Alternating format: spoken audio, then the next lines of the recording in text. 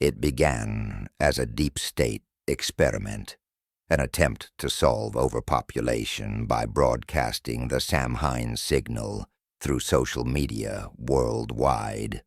What was meant to be a controlled test on Halloween night became global chaos. Now over 100 Endcast listeners have become on-the-ground witnesses, survivors, and infected, all sharing one connection. They are part of Endcast Halloween, Volume 1. Welcome to Endcast Radio. It's just in, history unfolding tonight, the Samhain Signal, an experiment gone terribly wrong. What started as a most likely deep state initiative to reduce overpopulation has spiraled beyond control. Today, Halloween night, and the world was unprepared for what followed. The signal, broadcast worldwide, has triggered a cascade of chaos, cities plunging into darkness, military forces losing their grip on order. It's no longer a question of whether we can survive, but whether we can hold on to our humanity. From New York, I'll be guiding you through the breakdown, but already, across the globe, major cities have descended into madness. Keep your radio on. This is the moment we will remember, fellows. Reports are flooding in tonight. Tonight, you're hearing names from the streets. Real names, people caught in the chaos. How do we know them? These aren't just strangers. These are fans who've been communicating with us. The Samhain infection, it's spreading fast. Civilians showing unprovoked aggression. Attacks on the military. Military turning on civilians. It's a nightmare. And this is just the beginning. Let's go to London. Thanks, Mercer. It's bad. The Samhain infected have taken London by surprise. Civilians, once peaceful, now raging, have descended upon the streets. Soldiers, once our protectors, are now part of the infected horde. The military's last stronghold is under siege. Reports suggest that even our top brass are compromised. No plan left to fall back on. This is madness. I've just seen a few brave souls attempt to rally, but they're quickly overwhelmed. The city, it's on fire, literally and figuratively. There's no safe place left. Somehow, we thought we'd seen everything. Wars, riots, terrorism. But this is something else. We're caught in a web of violence, and the web is tightening fast. I'll pass it on now. Back to you, Mercer. Keep the updates coming. Mercer Quinn, what we're seeing in Cape Town is nothing short of apocalyptic. The city, a historical stronghold, is falling. Samhain infected have breached our last line of defense. The military, our last hope, disintegrated, taken down from within. Soldiers turning on their own. The streets are flooded with chaos, and the once booming heart of this city is now a killing ground. People running, hiding in the shadows, hoping for some sort of salvation, but it's too late. I spoke to a group of survivors earlier, men and women determined to push forward to get to the docks, but the infected were already there, waiting. It's not about surviving anymore. It's about trying to hold on to a thread of what we were. I'm going to stay on this line until I can't anymore. Now let's head to Sydney. Lily, what's the situation there? Thanks, Keeves. It's happening here too. The Samhain infection is tearing through Sydney faster than we can even process it. There's no plan. There's no hope. The Australian government, it's collapsing as I speak. The military, what little is left of it, has been overrun. We've seen entire neighbourhoods fall to the infected. People, just like the reports from London, they're attacking each other. We can't even trust the ones we're hiding with. I just watched a group try to flee to the harbour. They were ambushed before they could even get on the boats. There are no escape routes left. I hate to say it, but Sydney, like the rest of the world, is falling. The infection is in full swing here. I'll update as long as I can. Mercer, what's the latest from New York? Thank you, Lily. Here's the confirmation we've been dreading. The Samhain Signal, this global chaos, has been tied directly to a deep state experiment. The theories are no longer theories. An orchestrated plan to decimate the population. We're not facing an accidental outbreak, but a deliberate, catastrophic event, set in motion by those who thought they could control the world. But now they are being hunted by the very forces they created. It's not over yet, but we are on the verge of total collapse. No government is untouched, no city spared. This is a call to action to anyone still out there listening.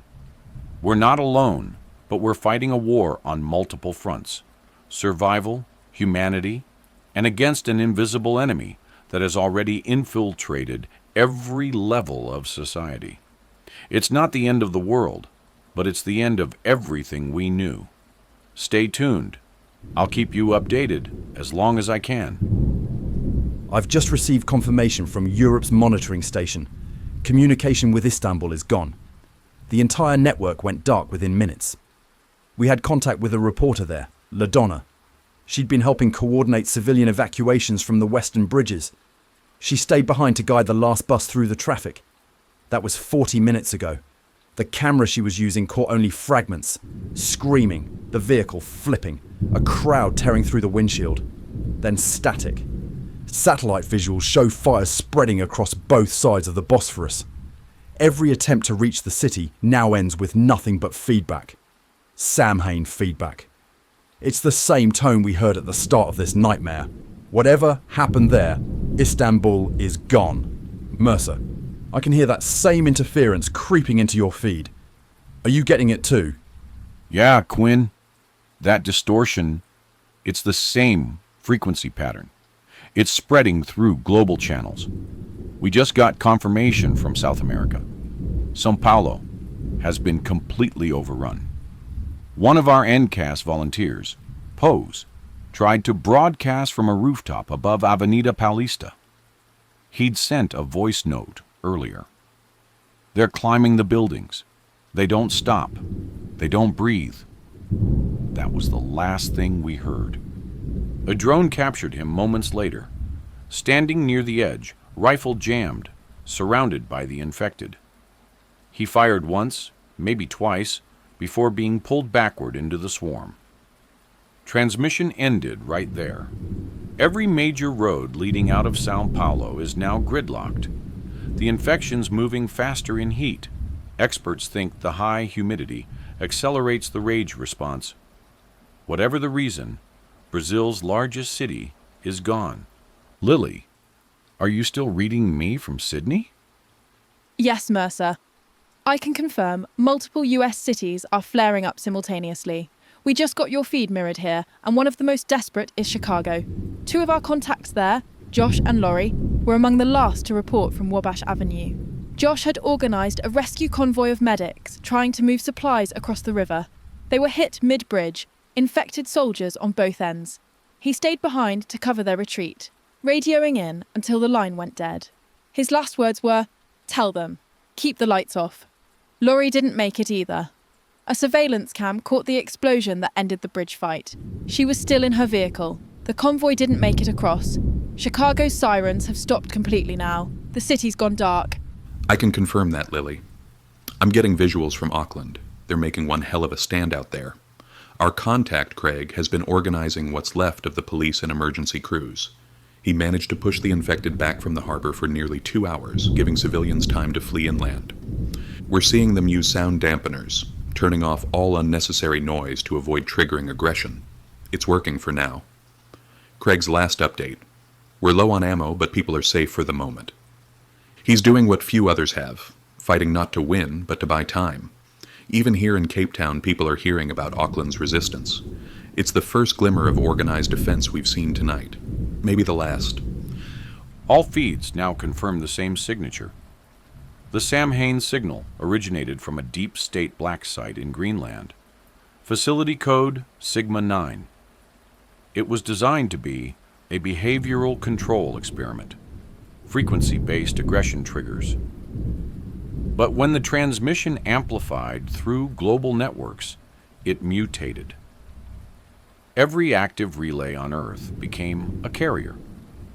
Governments tried to cut the grid, but it was too late.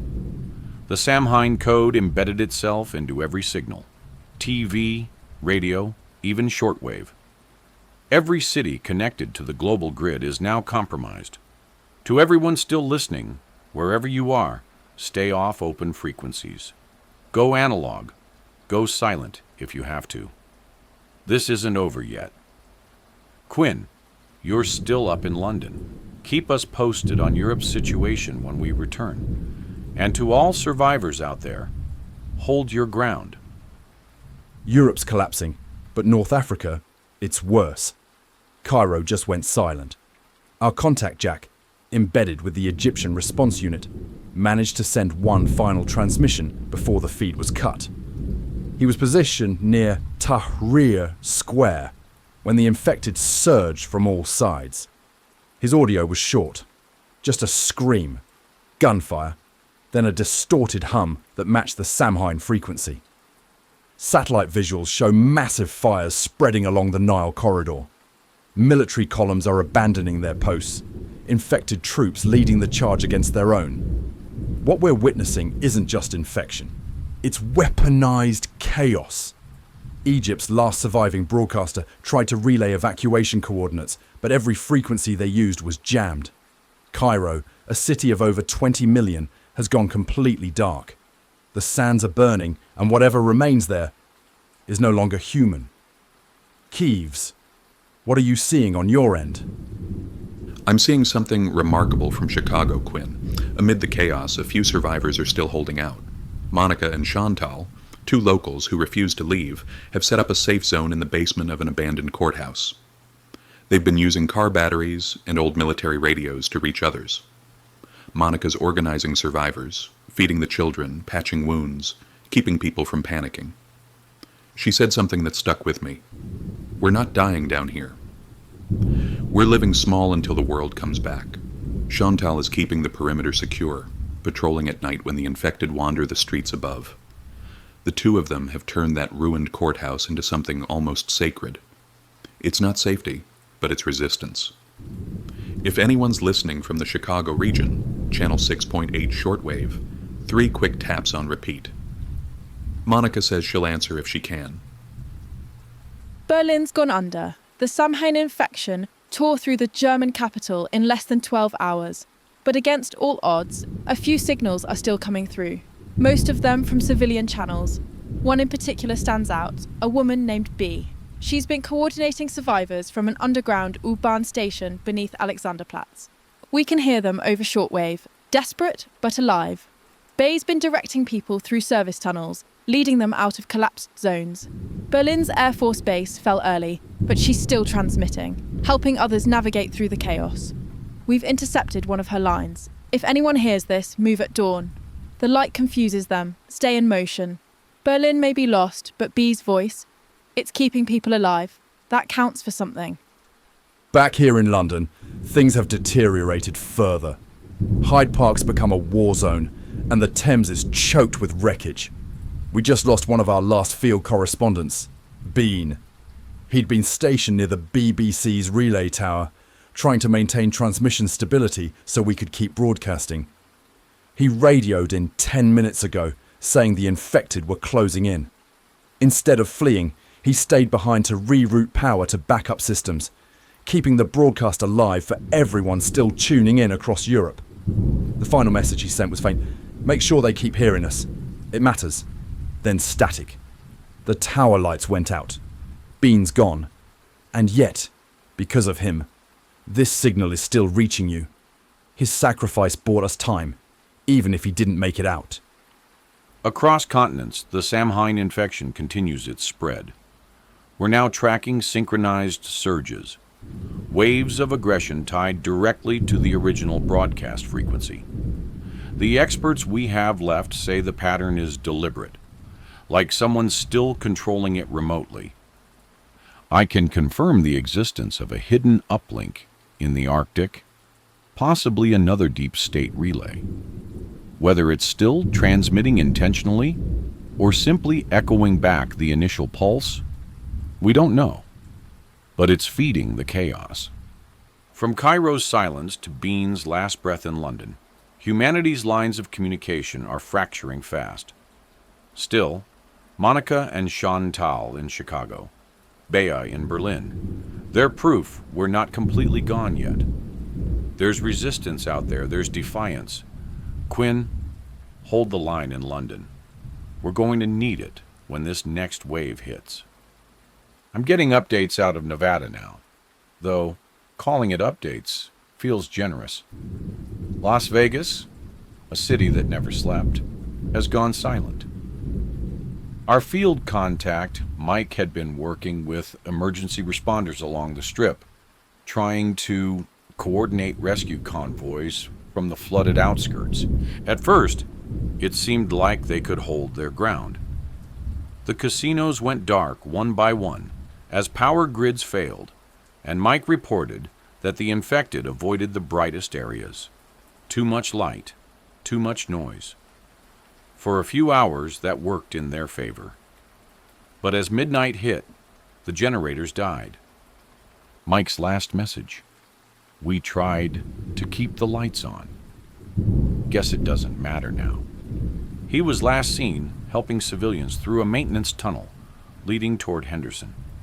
No one's heard from him since. Vegas is gone. What remains is silence and ash, illuminated by a dying desert glow. Quinn, what's the latest in Europe? Berlin's resistance, what B started, is still echoing underground. A man named Carlton, one of her engineers, is keeping that network alive. He's been moving survivors through maintenance corridors beneath the city, turning power grids into traps, redirecting voltage into infected choke points. It's a brutal, brilliant survival tactic. Carlton said over radio, if they want Berlin, they'll have to fry for it. For now, it's working. He's buying people time to escape toward Brandenburg. The last image we received shows him standing by a generator, listening for the hum of the next surge. No fear in his eyes, just fatigue. If anyone deserves to make it out, it's him. Lily, what's the situation in the Americas? We're losing feeds faster than we can restore them. Copy that, Quinn. I'm receiving fragmented audio from Mexico City. The infection's accelerated there, spreading faster than anywhere else. The airwaves caught fragments from an independent journalist, Cliff, who stayed behind when the main evacuation began. He'd been broadcasting live from Zocalo Square, documenting the first military collapse. His last recording is harrowing. Soldiers turning on each other, screaming, the unmistakable shriek of the Samhain frequency cutting through the chaos. Cliff tried to rally others. Stay calm, stay quiet, it's the sound they hear. But seconds later, the feed dissolved into static.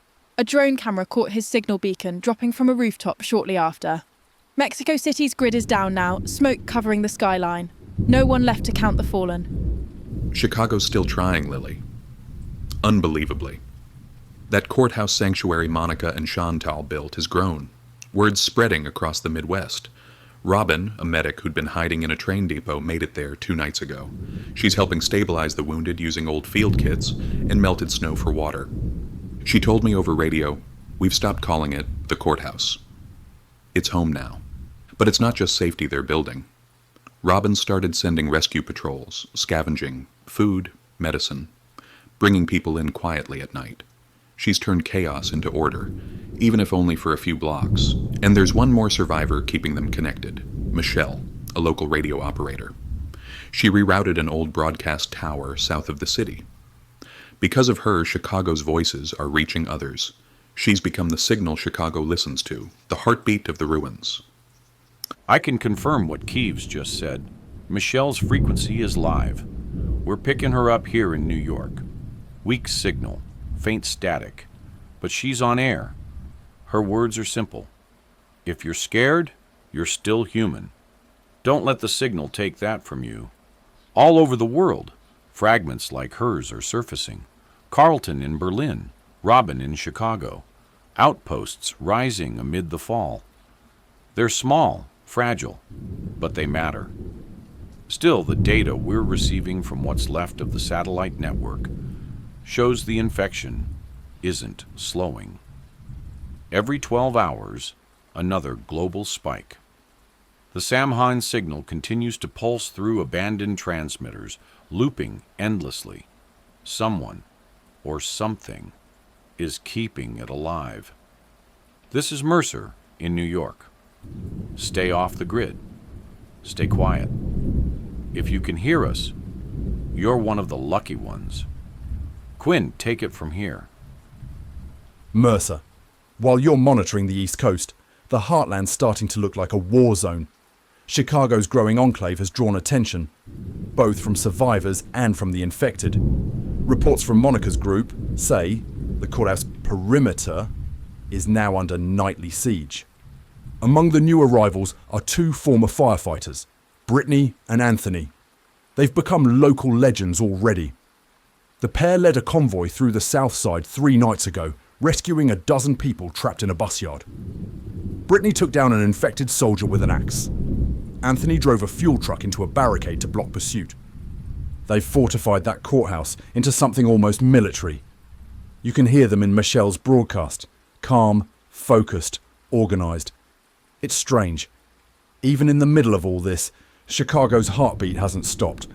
But make no mistake, they're surrounded. And the sound of the Samhain pulse is growing stronger every hour. I've just received an urgent relay from your end, Quinn. It's London. Your transmission tower is taking damage. A freelance technician, Phil, is there right now, trying to stabilize your signal. He's climbing through the wreckage, under fire, literally. The infected have breached the outer perimeter near the Thames relay. We can see smoke and sparks in your skyline feed. Phil's working on the tower cables by hand, welding new links with a battery pack strapped to his chest. He's got seconds between the surges, and he knows what happens if he doesn't make it. London goes silent. If he pulls this off, Europe keeps hearing us. If he doesn't, well, we lose one of the last open channels on the continent. Keep him in your prayers. He's still up there, Quinn. Chicago's signal just flashed an emergency code. Surveillance drones caught it before going offline. A bridge collapse, deliberate. Brian and Lenny, both part of Monica's extended patrol, stayed behind on a drawbridge to lure the infected away from the courthouse. They detonated charges manually after the failsafe malfunctioned. The explosion stopped a massive swarm from reaching the survivor zone, but it also took both of them with it. Michelle's voice cracked when she confirmed it on air. "They bought us one more night," she said, and then silence. Chicago lives on because 2 men decided the rest deserved another sunrise. Its heroism will never hear celebrated, but it's the kind that holds the world together when everything else is falling apart. Phil's done it. He rerouted the London tower feed before it collapsed. The final transmission from his headset came through a few minutes ago. Tell them it's stable now. Get the message out. Then the line went dead. The tower folded moments later. Because of him, you can still hear us. Because of him, this broadcast continues. It's a strange irony. We survive by speaking into a world that's already lost its voice. London's skyline is glowing orange now. Fires eating through Parliament. The infected are pouring through the financial district, but the signal still carries. We owe that to Phil. Wherever he fell, he's one of the reasons the world still knows it's alive. Reports confirm that Chicago's courthouse enclave is still holding. Brittany and Anthony are leading defense rotations. They've split shifts between rooftop sentries and supply runs. They're running short on everything but determination. The infected attacks come in waves now, organized, as if directed. Michelle's been broadcasting through the night, refusing to rest. Her last words, "If you hear us, we're still human." Satellite thermal scans show dozens of heat signatures inside the courthouse. It's not much, but it's life. Against the impossible odds of the Samhain world, that's enough. This is Mercer, New York. Still standing, still transmitting. For now, Lily, prepare to brief us on the Pacific fronts when we return. Mercer, I'm monitoring Southeast Asia now. Bangkok's completely offline. The Samhain infections consumed every major district, but one name keeps surfacing: Alan. He was a field engineer with the Thai Emergency Network, one of the last technicians still trying to keep the city's warning systems operational. For 2 days, he used old analogue transmitters to guide survivors through escape routes in the canals. He turned Bangkok's crumbling infrastructure into a lifeline. This morning we lost his frequency, but before it cut, he signed off with one line. I built signals to save lives. Maybe this one will too. We believe Alan fell while holding the transmitter compound long enough for others to escape. Bangkok's gone, but his message, his defiance, it's echoing across shortwave channels even now. Someone's rebroadcasting it from the outskirts. Lily, I've just seen your own city's feed. I'm sorry. Sydney's coastal defenses are gone.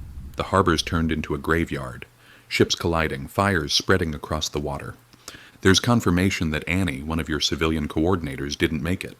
She was leading a group of survivors toward the military hospital when the infected breached the bridge. Witnesses say she stayed behind to seal the entry hatch, holding it closed while the others got through. They heard her yell, "Run!" before the swarm took her. Her act gave 60 people enough time to reach the inner perimeter. That's heroism the world won't see, but it's the kind that saves what's left of it. Sydney's skyline is smoke now, but her choice, it mattered. New data from New Zealand. The Auckland stronghold we reported on earlier is still active. Nico, a marine biologist turned survival strategist, has been running experiments to understand the infected's behavior patterns. He's observed that the infected react strongest to sound vibrations within a specific frequency, matching the Samhain pulse.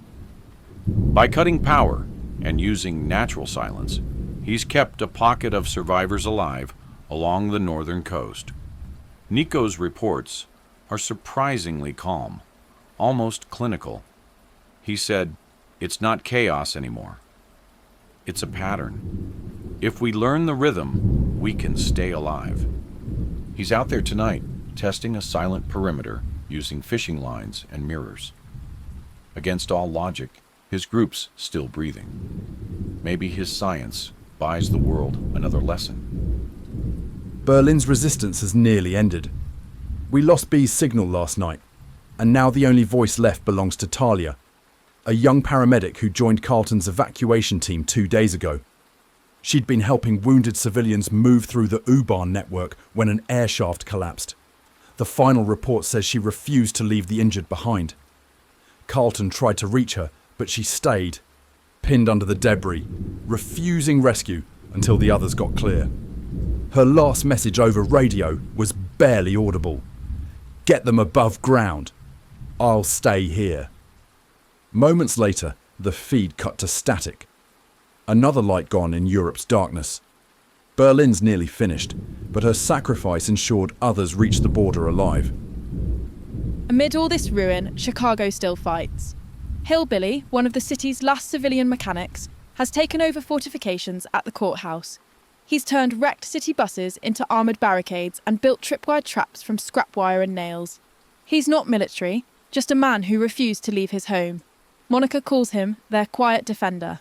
He never talks much on Michelle's broadcast, just checks the power levels, nods once and gets back to work. Last night, he led a supply convoy across 3 infected blocks to recover medical crates. Every one of them made it back. He's keeping the engines running, and in a world falling apart, that's everything. Mercer, the world's getting smaller by the hour, but somehow Chicago still feels alive. Chicago's fallen further into chaos. David, one of the survivors who had been holed up at the courthouse, has completely succumbed to the infection. Reports indicate he's now hunting his fellow survivors. He's no longer the man he was, completely transformed. He's on the hunt for anyone not cursed. Those who tried to hold out in the fortified center are no longer safe. His actions? Ruthless. He's already killed several in his rage. The group is trying to regroup, but his strength is overwhelming. Chicago's last stronghold is cracking under the weight of the infection, and David is leading the charge against them now. The rest of the city's infected forces are building. It's only a matter of time before they're all lost.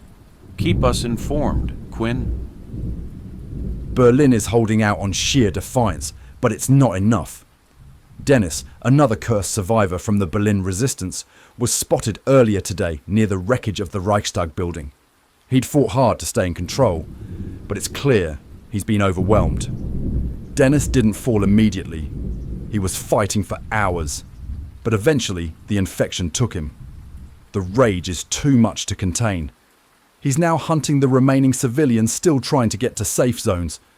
It's the kind of chaos that makes you question what humanity really was in the first place. Dennis, though, he was a fighter until the end. He was trying to lead a last-ditch effort to clear out one of the last medical stations when it happened.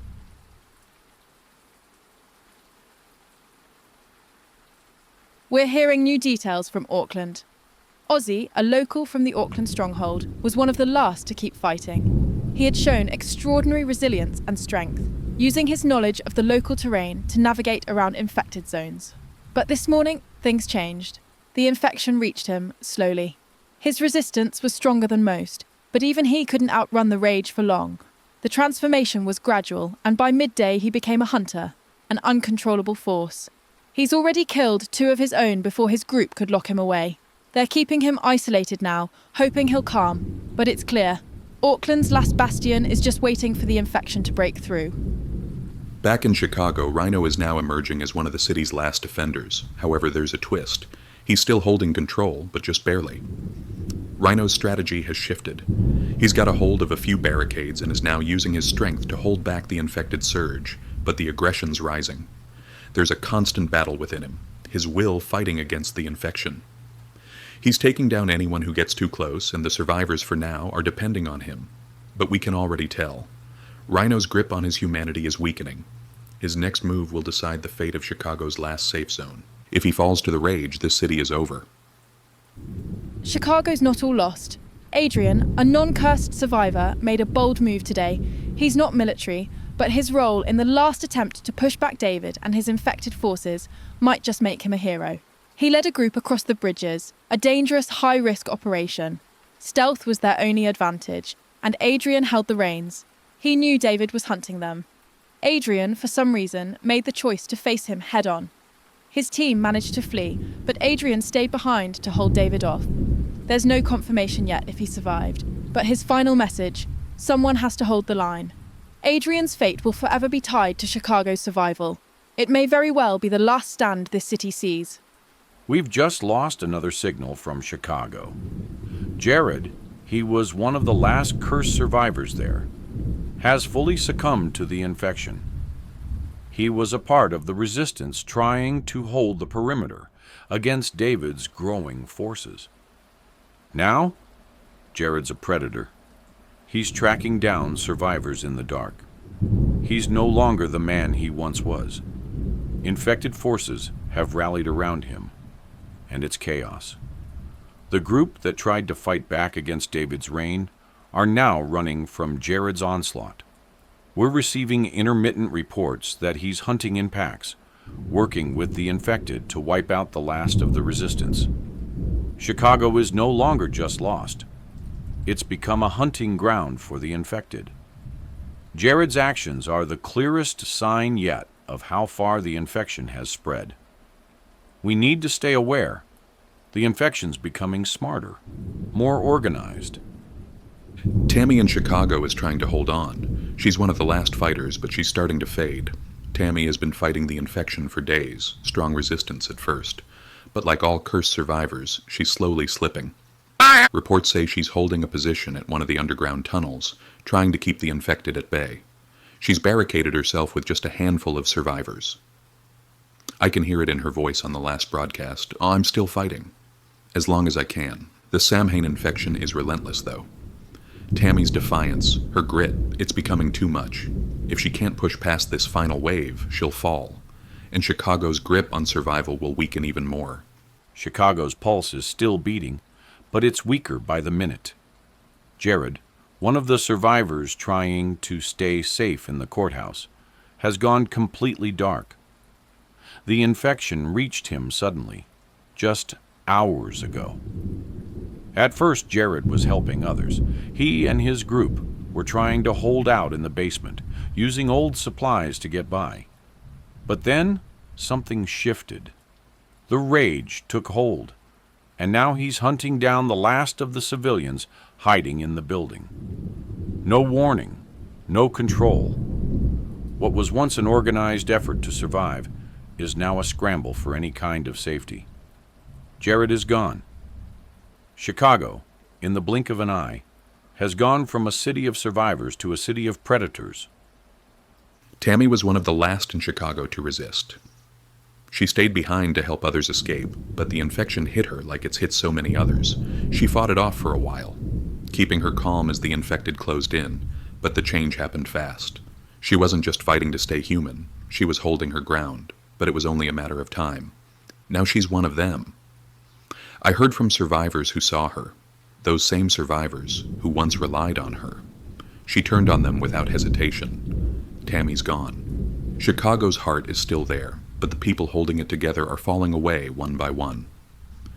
In London, Saskia was trying to help a family escape through the city centre when it happened. She was just an ordinary person. No hero, no soldier.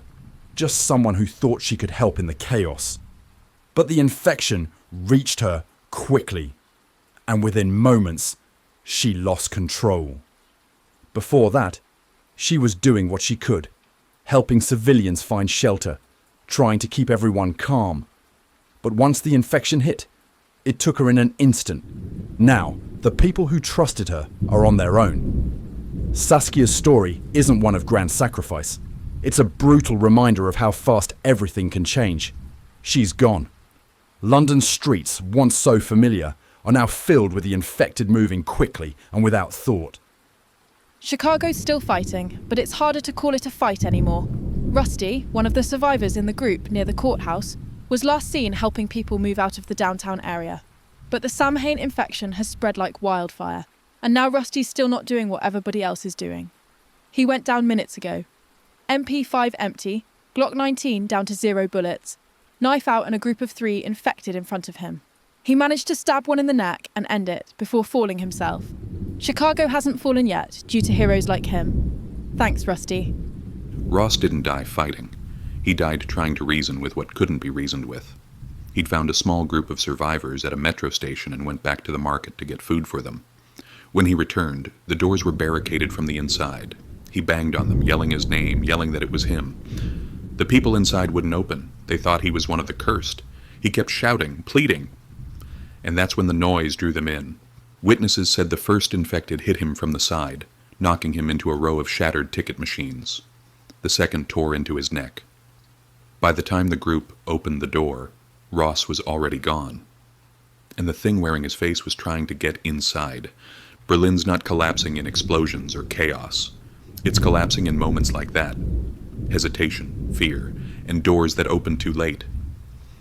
San Francisco's skyline burns, the smoke churning through the night air. Mike, one of the last uninfected survivors, was holed up in the Mission District when the infection hit. It came on too fast. He'd barely had time to react. Mike made a break for it, heading for what he thought was a safe zone. But before he could make it a block, the cursed surrounded him. The infected tore through the streets, and he was swallowed up. Mike fought like hell, but the pack was too strong. They dragged him down. His screams were barely heard as his body was ripped to pieces. San Francisco has descended into chaos. What's left? A few scattered groups of survivors fighting for scraps in the streets. The infection's hunger is relentless. There's no room left for anything but brutality.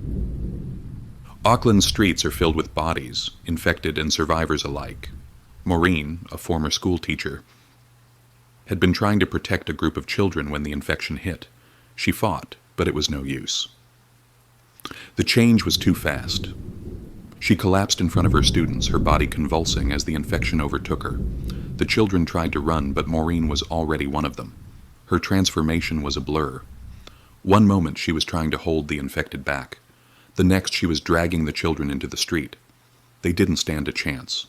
Now, Auckland is a wasteland. Survivors who thought they could escape are being picked off one by one. The infection is everywhere. No safe zone remains, just screams. Screams from those too slow to run. Chicago is burning. Joe, a mechanic, tried to make it out of his apartment building when the infection broke through. By the time he reached the lobby, it was already too late. The infected were waiting. Joe didn't have a chance. He tried to fight, but it was useless. The people he had known for years were already torn apart, and he was next. Dragged to the ground by his neighbours, he didn't scream for long. His body was torn apart and his fate sealed within seconds. The violence is escalating. Chicago is no longer a refuge, it's a slaughterhouse. The survivors are now nothing more than prey, and the bloodbath continues. London's streets are thick with smoke, the smell of burning everything. Saskia, once a leader among the survivors, has fallen. She had been holding the line, keeping some semblance of order, but when the infection took hold, she snapped. Saskia turned on her own people, and it wasn't a slow descent. The moment the infection reached her, she went from leader to predator. It wasn't just rage, it was something worse. She slaughtered her own group, taking them down before she joined the infected ranks. We last saw her on a feed, chasing a woman through an alley. The feed cut out just before we could hear her final words. What we heard instead was the scream of her victim. London is falling apart, and the line between the living and the cursed is more blurred than ever. São Paulo's gone quiet. The kind of quiet that means everything's dead or hiding. Jamie, one of the cursed, didn't go down easy. He'd been helping a group move through the old financial district when the infection finally tore through him, mid-sentence. Witnesses say he froze, twitched once, then ripped into the nearest man like an animal. 3 people went down before anyone could react. One survivor tried to shoot him, missed, and Jamie turned, dragging the man into the shattered glass of a storefront. They both vanished inside. Now the streets where it happened are covered in blood and office paper, fluttering in the wind. Whatever's left of Jamie is still out there, moving through the corridors, pulling people out of hiding. São Paulo isn't falling anymore. It's already food. Richard wasn't military, not a cop, just a delivery driver stuck in the wrong part of London. He and a few others had holed up in an old warehouse near the river. When the curse broke through, Richard didn't run. CCTV shows him grabbing a length of rebar and going straight for them.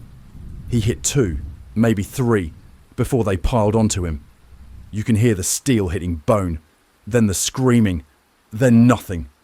By the time the others made it out the back, he was gone, swallowed by the swarm. The next frame shows him again, hours later, walking behind them. Same jacket, same blood, eyes completely black. London doesn't have last stands anymore, just last moments. Chicago's sirens are dead. Evan was leading a handful of survivors toward the river, trying to use the smoke as cover. They made it 3 blocks before the cursed cut them off. He got one woman over a fence, then turned back for a boy who'd tripped. That's when they hit him. 5 of them at once, crawling over cars, slamming him into the asphalt. Radio chatter picked up his voice, screaming for the others to keep running. Then static. An hour later, drones picked up movement. Same alley, same boy still alive, hiding behind a dumpster. Evan didn't save himself, but he saved someone. That's about as close to a victory as anyone gets here. Dan was already showing symptoms when his group tried to restrain him. They thought they could keep him calm until extraction. They tied his hands, locked him in the back of a pickup, and waited. It took less than 10 minutes. The camera feed goes black, and when it comes back, the truck's rocking. The others tried to open the door. Mistake. He came out screaming, covered in blood that wasn't his, moving like something else entirely. The group scattered. None made it past the intersection.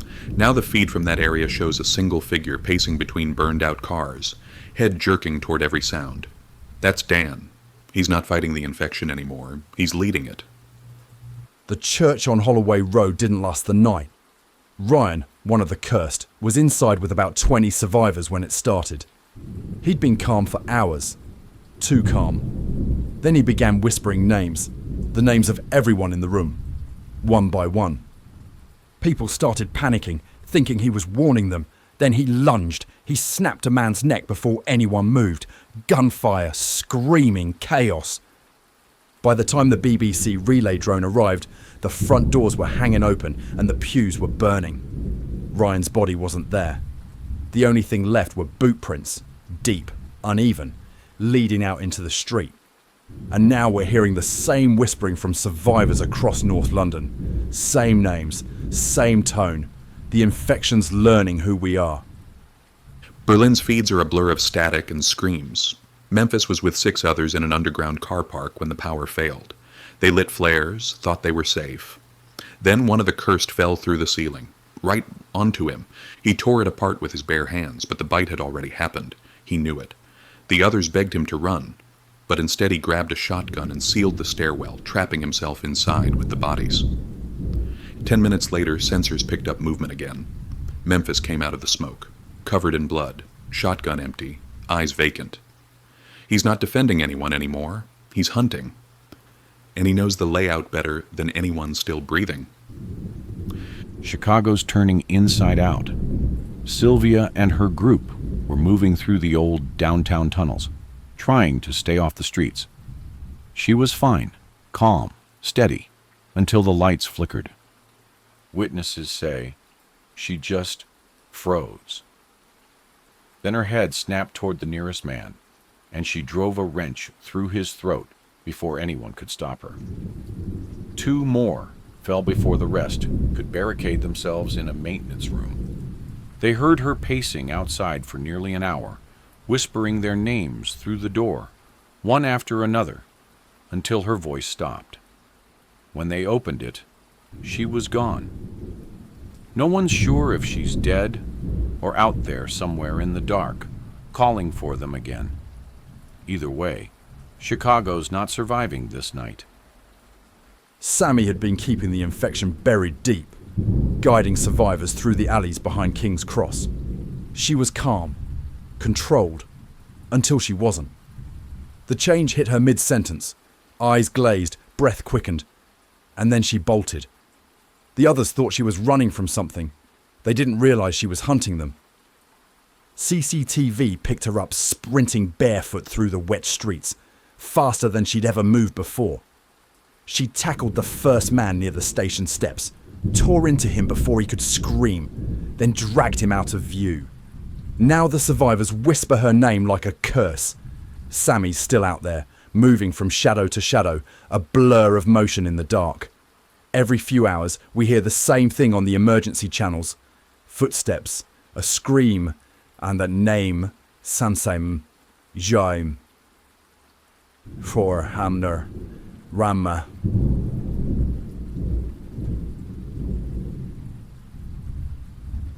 Before static, Peter thought he could outpace the infection. He was wrong. He and a small group made it to the rooftops over Camden, thinking height meant safety. But it only delayed what was coming. When the cursed reached them, Peter ran, leaping rooftops in the dark, slipping on rain-slick tiles. His breathing was picked up by one of the drone mics.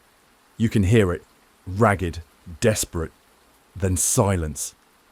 When the drone tilted down, he was already in the alley, cornered by 2 infected. He tried to crawl into a drain, fingers bloodied, dragging himself inch by inch. One of the cursed grabbed his leg, and that was it. When the camera cut out, all that remained was a single shoe near the drain. London's not a city anymore. It's a maze, and people like Peter are just the rats. Ole tried to stay out of sight, ducking between parked cars, cutting through half-collapsed buildings. But Berlin's full of things that see better in the dark now. Memphis, one of the newly cursed, spotted him first. The footage from a street cam caught it all. Ole stepping into the open, freezing, realizing too late he wasn't alone. Memphis hit him from behind, slamming him into a bus shelter so hard the glass exploded. Ole tried to crawl away, leaving a smear of blood behind him. Memphis tore into his back while another cursed moved in from the left. There was no fight, just noise. When the feed stabilized, there wasn't much left to identify. The city keeps losing people this way. One scream, one shadow, then gone. Berlin's infection isn't spreading like a virus anymore. It's spreading like a hunt. Dallas had been with a group trying to make it out through Westminster Bridge. They were already tired, hungry, half broken. When the cursed came up behind them, Dallas ran. No plan, no direction, just raw instinct. He cut down the bridge, tripping over debris, shouting for help from anyone still alive. The feed from the government camera at the embankment caught the chase. 6 cursed, closing in, silent except for the wet slap of feet. Dallas reached an alley, but there was no way out. He tried to climb a gate, slipped, and they hit him like a wave. One bit his shoulder, another dragged him down by the leg. He screamed once, then the noise stopped. By dawn, the same camera showed the curse still feeding. Nothing left of him but torn fabric and bone. London's bridges aren't escape routes anymore. They're feeding grounds. Greg had been fighting the infection inside and out. The people with him said he'd stopped talking hours before it happened. Just pacing, breathing hard, staring at the door like he knew it was coming. When the walls gave way and the cursed poured in, Greg didn't run. He snapped, picked up a pipe, and waded straight into them. First one fell, then another. He wasn't saving anyone anymore. He was taking them down with him. The others said he was still swinging long after the lights went out. They crawled out through the window and heard him screaming from below, voice breaking between words and growls. By morning, Greg wasn't Greg anymore. The basement's quiet now. Too quiet. The last thing anyone saw was him walking out the front door, covered in blood, pipe still in hand. Whatever's left in Chicago, Greg's part of it. DC was one of the cursed, trying to hold it together, trying to believe he was still human. He'd been moving through Auckland's dockyards, hiding from the patrol lights, whispering to himself that he was fine. He wasn't. When the last survivors crossed the yard, DC lost it. He ran straight at them, screaming their names. The audio from one of their radios caught the moment. You can hear his boots pounding the concrete. The first gunshot, the sound of someone begging him to stop. Then nothing but wet sounds and static. The team that found the bodies said DC had ripped through all 4 of them and was gone before the blood even cooled. Auckland's quieter now. But quiet here doesn't mean peace. It means everything's already dead. Lotta was one of the last uninfected in Berlin, trying to survive as the city fell around her. She didn't expect to make it out alive, but she was running anyway. Her escape didn't last long. She was moving through an old train yard when she was spotted by a cursed survivor. They ran after her, their steps heavy and fast. Lotta's survival instincts kicked in. She dashed down an alleyway, hoping to lose them. But it was no use. The cursed had already caught her scent. She stumbled, trying to climb a rusty fence, but the infected were already there, dragging her back into the dirt. Her final scream was cut off by the sound of gnashing teeth. Berlin is no longer just a city in collapse. It's a feeding ground. Chandler had been darting between alleyways, guiding a few survivors through the wreckage near West Madison. He'd been good at it, calm, quick, smart. But tonight, the city turned on him. They reached an old pharmacy. Boarded windows, good cover. But when Chandler pulled the door open, someone was already inside. Not someone, Greg. The footage from the drone caught it. Chandler turning, flashlight in hand, beam shaking. Greg lunging out of the dark. The impact threw them both into the street. Chandler screamed for help, but no one went back. The sound of bone cracking carried through the alley for nearly a minute before it stopped. When the group finally circled back, Greg was gone. So was Chandler. Only a trail of blood leading into the sewer line. Chicago keeps swallowing its own. Maria was one of the last uninfected in her block, a nurse before all this started. She kept moving between buildings, helping anyone who could still walk. The others told her to stop. She didn't. Tonight she slipped into an old hospital to grab supplies. She didn't come out. Security cam footage shows her flashlight flickering through the hallway, catching movement behind her. Shapes that weren't supposed to be there. The first scream hit 20 seconds later. By the time her team reached the entrance, all that was left was the blood trail down the stairwell. No body, no sound, just the smell of iron and disinfectant. Chicago doesn't make martyrs. It just erases them. Seattle went quiet around midnight. That's when Charles turned. He'd been scavenging inside a supermarket with 4 others, arguing over a radio signal. 1 second, he was yelling about the batteries. The next, his voice changed. He lunged before anyone saw it coming, slamming one man into the shelves so hard it cracked. 2 others ran. They didn't look back until they hit the street, but Charles was already chasing them, sprinting through the automatic doors like a freight train. A store camera caught one last frame. Charles standing in the aisle, blood dripping down his chin, surrounded by toppled cans and torn plastic.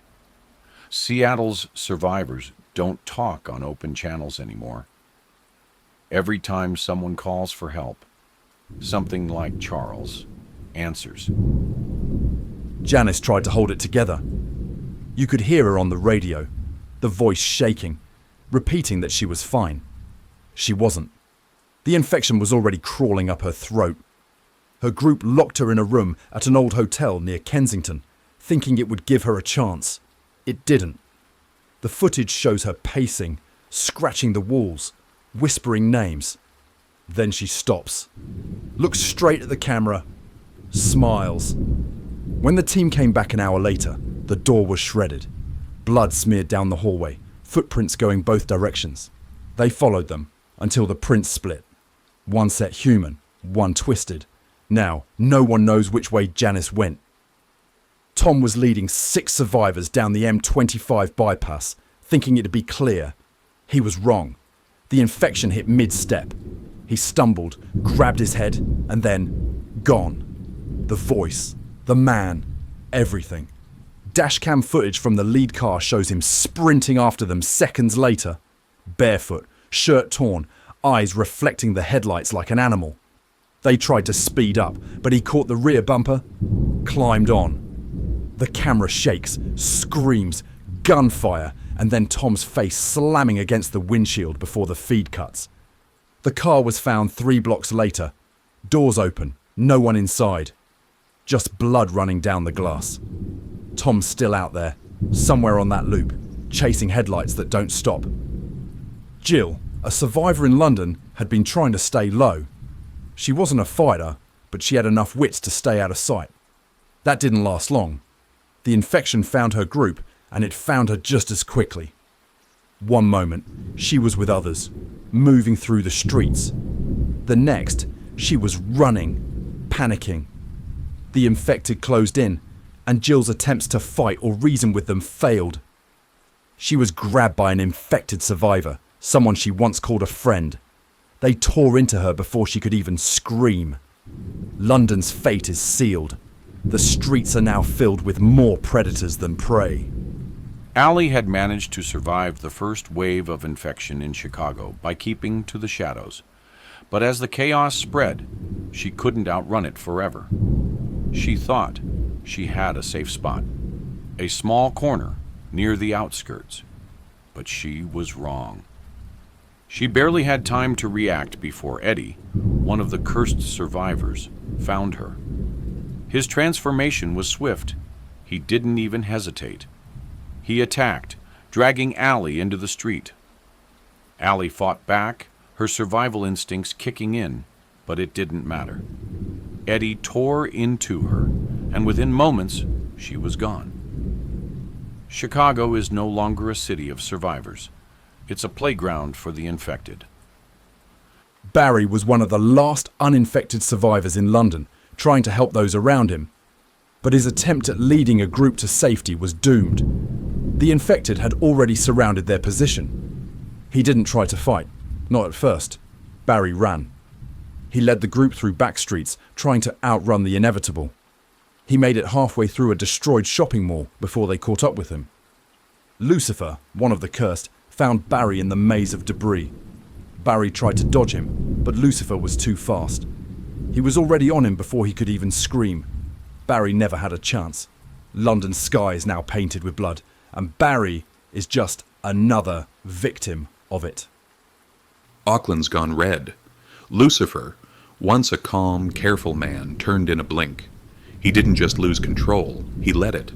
The footage shows him bursting through the glass doors of a mall, roaring, hundreds behind him, the swarm chasing the sound of his voice. He moved like fire through paper.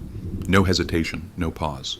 He kicked in doors, dragged people out by the hair, and threw them to the pack. One shot shows him tearing through a stairwell with blood running down his arms like sleeves. Now, every scream coming from the city center starts the same way, with his name. Lucifer isn't a man anymore. He's the heartbeat of Auckland's collapse. Eddie was one of the first cursed, and maybe the most dangerous. He's faster than the others.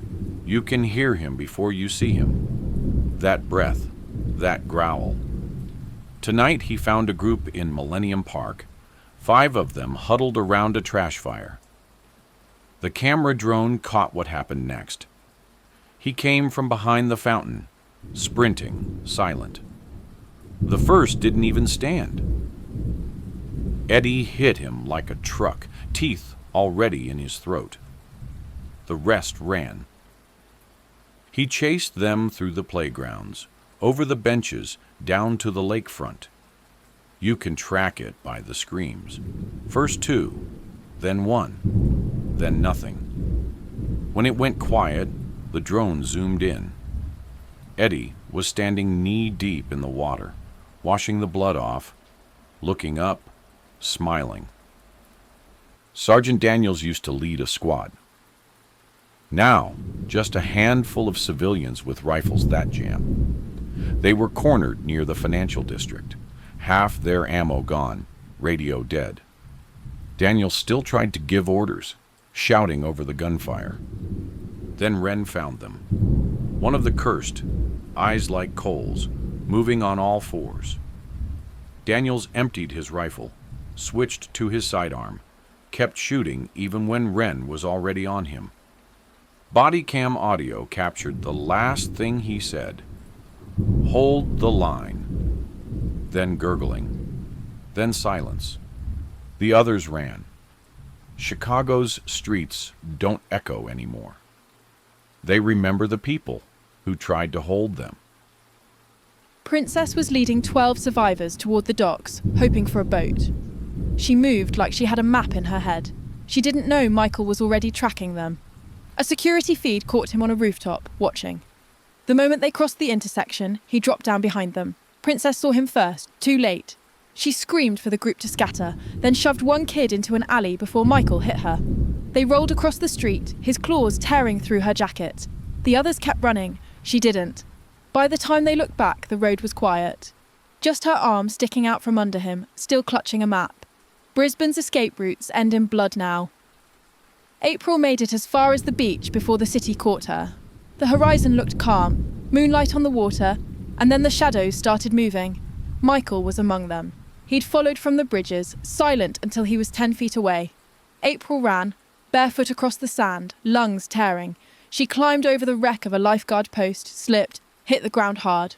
When she turned, he was already there. He didn't speak. He just dropped to all 4s and lunged. The radio cut out halfway through her scream. When the feed came back, all you could hear was the tide. Wren used to keep people alive, built safe houses, patrolled rooftops. That's over. The infection hit him like a switch.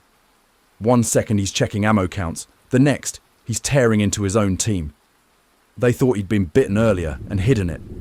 They were right. He went through them like paper, ripped through 2 before anyone fired a shot. A street cam caught him dragging one body into a shop front, smashing the glass with it. When it was over, Wren walked out, covered in red, carrying a machete he couldn't have lifted minutes before. London's calling him the Butcher of Brixton now. You don't run into Wren, you run because of him. Baghdad's alleys are narrow and sound travels too far. Michael turned there in the ruins of the Green Zone, and the first scream went up before anyone saw him. He chased a group of 8 down the river road. They split left and right. He didn't slow down, just picked one and kept running.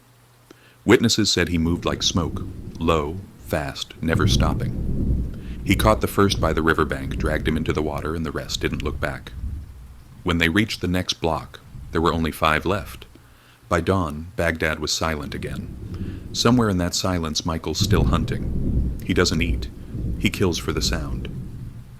Patrick could have made it. He was clear of the street, 2 turns from the safe house. But he looked back.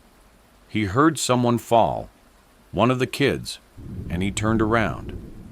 That's when Phil hit him. Out of nowhere, full speed, slammed him into a dumpster so hard the metal bent. The others froze for half a second, then ran. The camera feed from a shop window caught the rest. Phil crouching over him, feeding, Patrick's boots twitching. By the time the others made it to the safe house, Phil was already on the roof across the street, watching. Chicago punishes hesitation. Patrick had heart. It just got him killed. Mandy was running blind through Chicago's back streets, breath hitching, shoes slipping in the rain. The group behind her was scattering, shouts echoing off the brick, but she didn't dare look back. The cursed were right behind her, fast, snarling. One of them was Rebecca, once human, now sprinting like she'd never known pain. Mandy ducked into an alley, vaulted a trash bin, slammed into a locked gate. She rattled it, sobbing, tried to climb, but hands, cold wet, caught her ankle. Rebecca dragged her down hard. The scream cut through the block, sharp, human, then choked. When the patrol drone passed overhead a minute later, the only thing left was Mandy's flashlight, still flickering against the wall. Kimberly made it as far as the underground entrance near Tower Hill before London caught her. The group she'd been with thought they were clear, until the echoes changed. Rebecca came out of the tunnel first.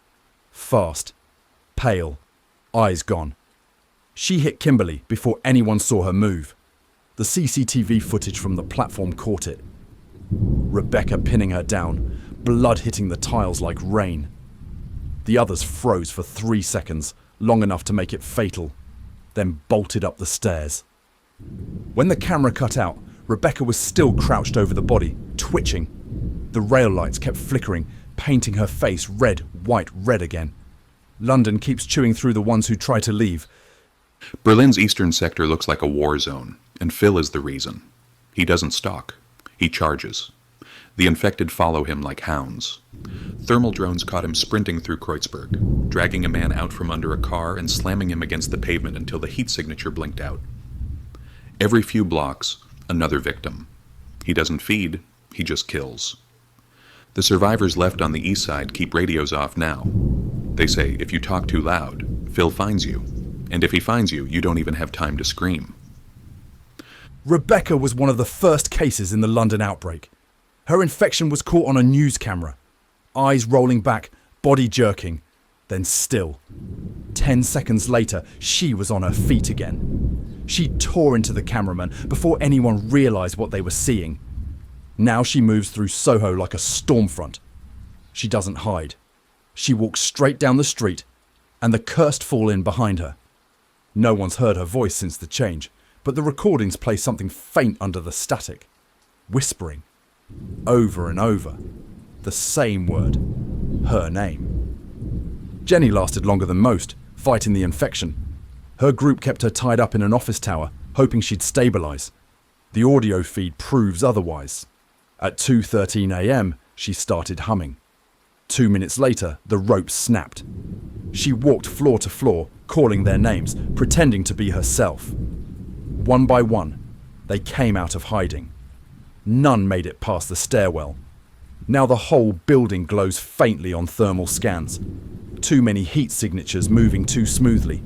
The team renamed it Jenny's house. No one goes near it. Courtney didn't lose to the infection. She weaponized it. Her group had a plan. Head south, regroup, move at dawn.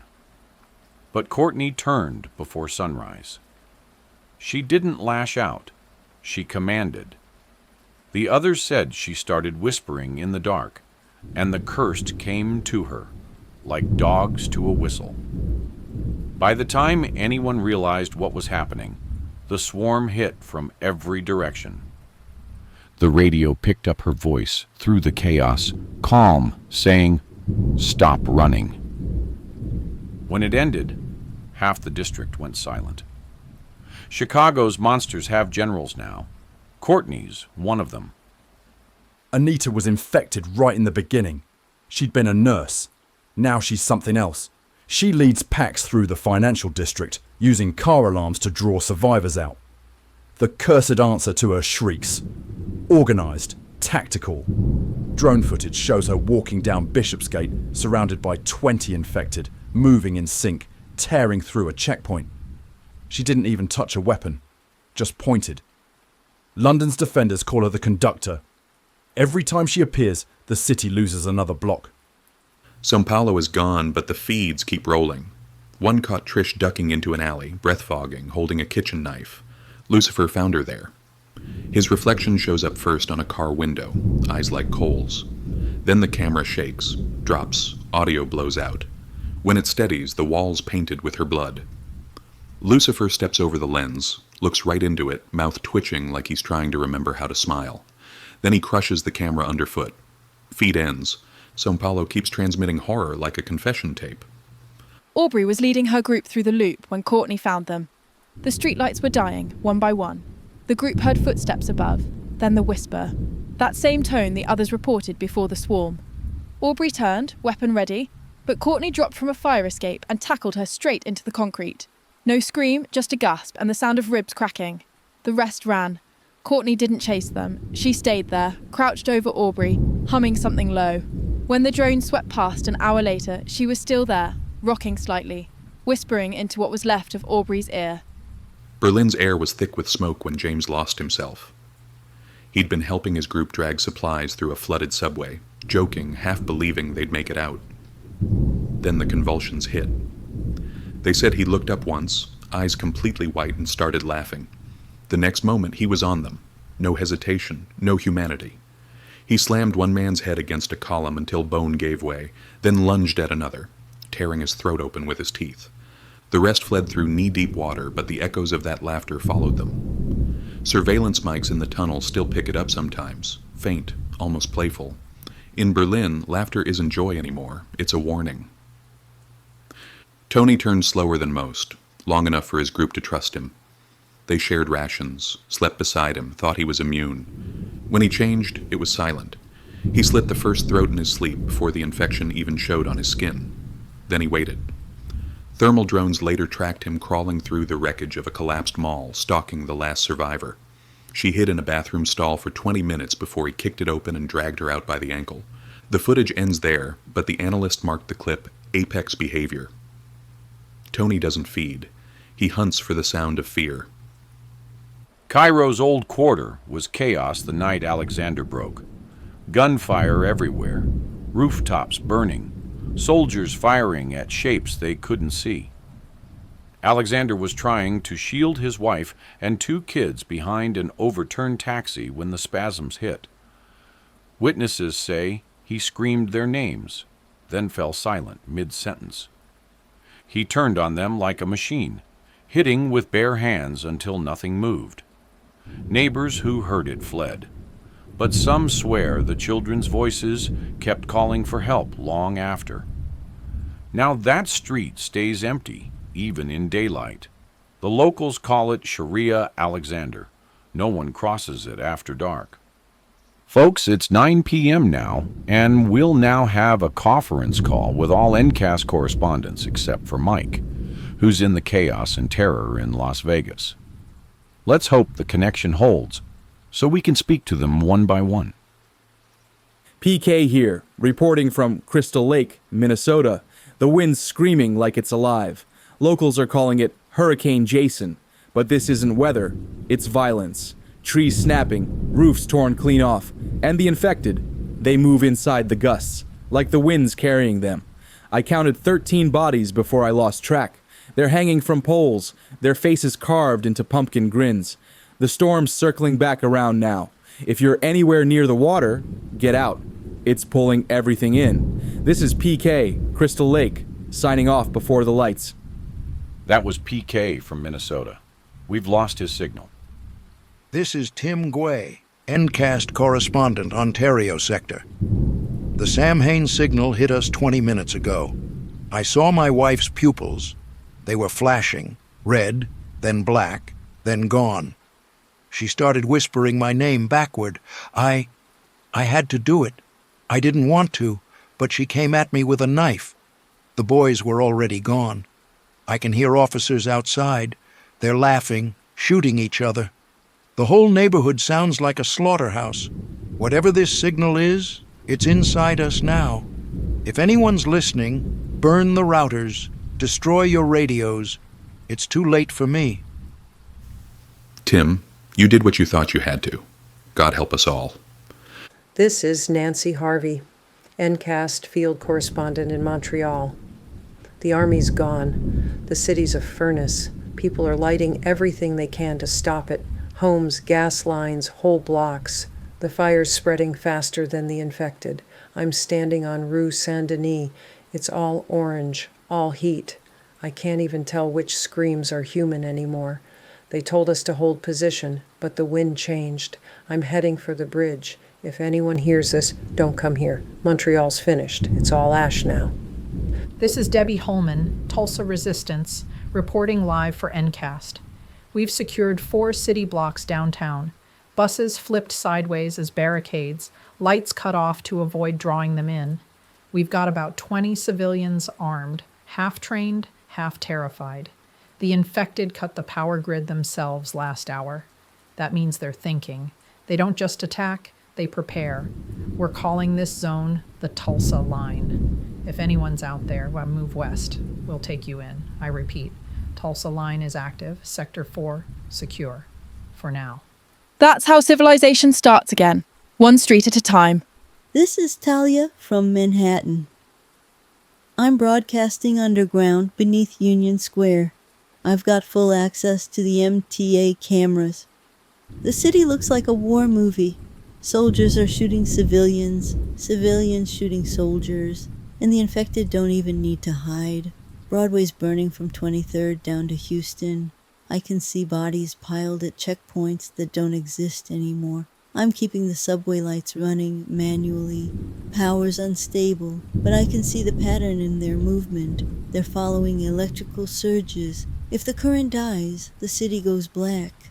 I'll keep the lights on, as long as I can. I can smell smoke and fire, even from the studio, Talia.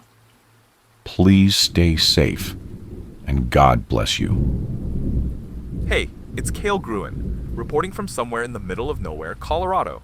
I've got a survival tip for anyone still breathing. Wear pink and purple, just no glitter.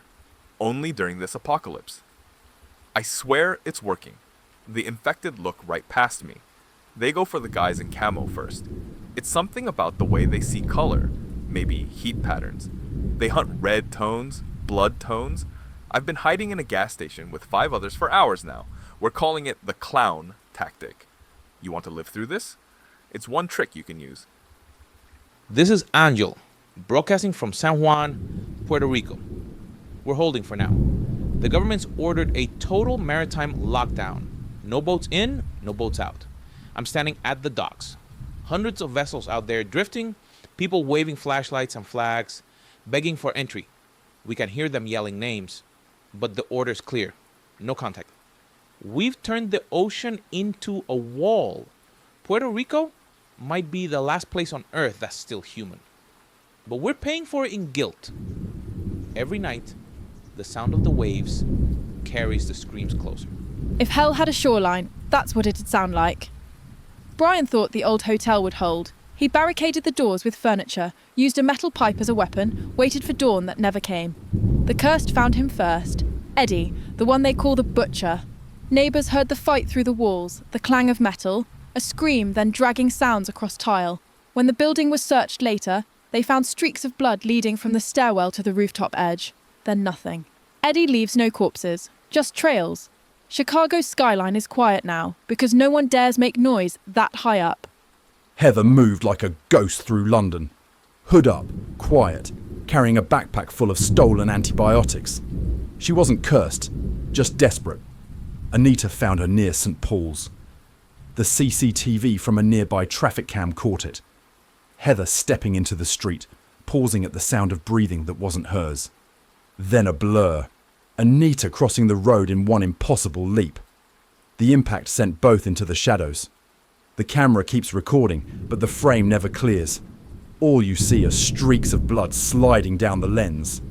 When responders arrived an hour later, Anita was gone. Only Heather's hand remained, still clutching a rosary. Istanbul's skyline flickered with fires when Jason tried to cross the Bosphorus Bridge. He wasn't infected, just one more soul trying to run. He heard the roar first, like metal grinding. Then Phoenix, one of the first cursed to mutate beyond recognition, appeared from beneath a crashed bus. Jason fired. 2 shots, maybe 3. The reports say Phoenix didn't even slow. He caught Jason mid-stride, slammed him against the guardrail so hard it bent. The body dropped into the water below. No one found it, just the dented railing and drag marks leading up to it. Istanbul has become a city of echoes, and Jason's name is one of them. Martin was one of the few still leading people through London tonight. They moved in silence past shattered storefronts, keeping their heads low, trying to reach the river. Then Anita found them. The feed from a streetside CCTV caught the moment. Her silhouette stepping from the smoke, eyes reflecting the emergency lights. She didn't charge. She walked. Martin shoved the youngest survivor behind him, raised a crowbar and yelled for the rest to run. Anita blurred forward, her claws catching the camera for a split second before static. When the image came back, the alley was empty except for Martin's flashlight rolling across the ground. His voice, just one word, still loops on the recovered audio. Go. Hansa made it as far as the 3rd floor of an abandoned tenement before Berlin swallowed him. He'd built a barricade from furniture and rebar, thought he was safe for the night. Then Marla came through the ceiling. Neighbors across the street heard the crash, then a thud, then nothing but muffled screaming. Thermal scans showed 2 bodies struggling in the dark, one cooling rapidly, the other moving like a strobe.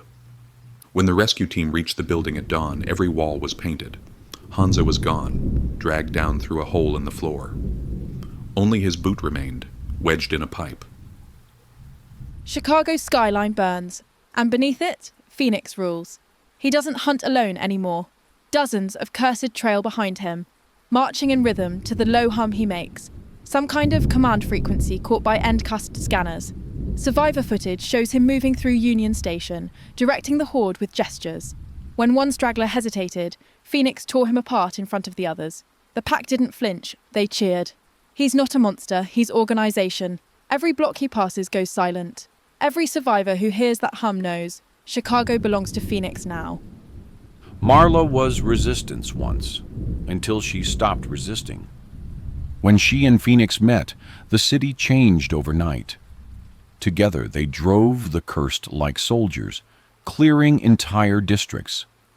They moved with precision, cornering survivors in parking structures and train tunnels, then executing them methodically.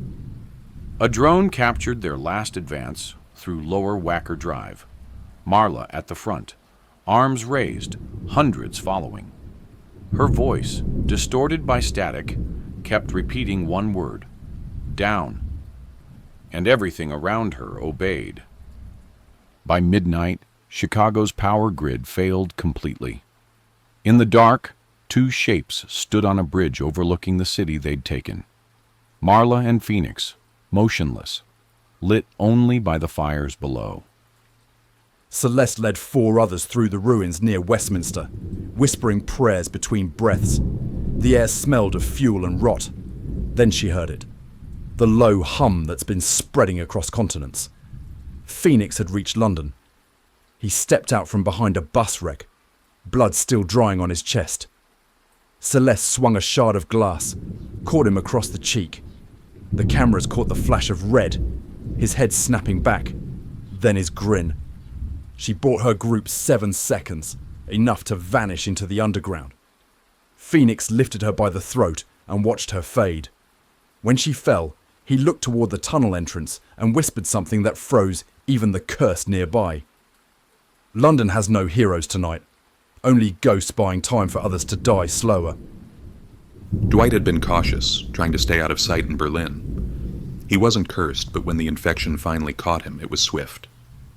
One moment he was scouting a building for survivors. The next, he was on the ground, surrounded by cursed predators. Marla found him first. She had already turned. There was no hesitation in her attack. She didn't try to fight, just collapsed on Dwight, her teeth sinking into his neck before he could even scream. There was no heroic stand. Dwight's death was quick and brutal, and Berlin's streets are now even darker, as more cursed survivors continue to hunt. Kellen made his stand in an alley off South Dearborn. Rain coming down hard, thunder rolling between the towers. His group had already scattered. 3 civilians and a boy clutching a baseball bat. The cursed were closing in, their footfalls echoing on wet pavement. Kellen shouted for the others to run and grabbed the nearest thing he could, a rusted length of pipe. The first strike dropped one, the second dented another's skull. For a few heartbeats, it sounded like he might actually win. Then they swarmed. When the gunship drone circled back 10 minutes later, its infrared feed caught him still standing, bloodied, limping, dragging one survivor out of the alley. The rest of the footage goes black. But the last frame shows Kellen raising that same pipe again, still fighting. Marla's change was broadcast live. A handheld cam from a volunteer medic caught it, her hands shaking, eyes dilating, then snapping wide. She lunged before the camera hit the ground. Within minutes, she was leading the swarm, her voice cutting through the chaos like a siren.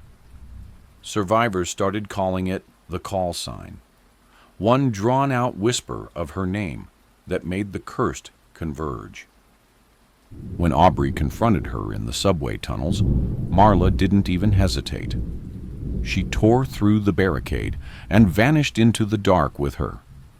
Now every corner of Chicago hums with that same tone. You hear Marla before you see her, and by then it's already too late. Chad was a firefighter once, knew the layout of the city better than anyone. When the infection claimed him, he turned that knowledge into a weapon. He mapped his hunts. He set traps. He used radios to lure survivors with fake distress calls, then hit them from above. The cursed under his command moved like a unit, clearing floors room by room. One survivor's body cam shows Chad walking calmly through the smoke, axe in hand, blood dripping from his helmet. He looked straight into the lens and said, "Still saving people." Then he swung. Chicago's South Loop is a charred skeleton now, and Chad's name marks every wall, carved deep, burned darker. Melissa's group was holed up in a half-collapsed car park near Darling Harbour. They trusted her. She'd kept them alive for days, found food, kept watch. At 3:12 a.m, the thermal cams caught her pacing alone, breathing heavy. No sound. Then she stopped moving altogether. When she turned back toward the group, her face was blank. She picked up a steel rod and walked in quietly. The first kill was instant, the second slower. She never screamed. None of them did. By sunrise, the harbour was silent again, except for the gulls. They circle that lot now every morning, like they're waiting for someone to come back out. Istanbul's skyline glows orange from constant fires, and Timo stands at the center of it. The feeds call him the shepherd. He coordinates the cursed through bursts of sound, low pulses that shake glass. Every time one rings out, survivors vanish from the map. Aerial footage shows him on the Galata Bridge, arms raised as hundreds kneel around him. He doesn't move much anymore. He doesn't have to.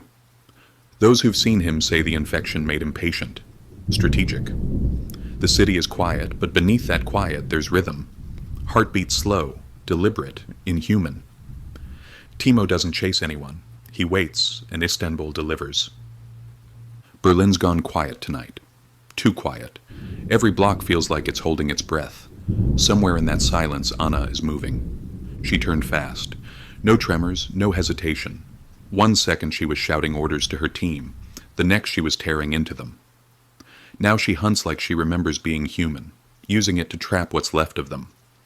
Survivors report seeing her silhouette at the end of streets, standing still until they run. Then she follows, slow, deliberate, never breaking pace.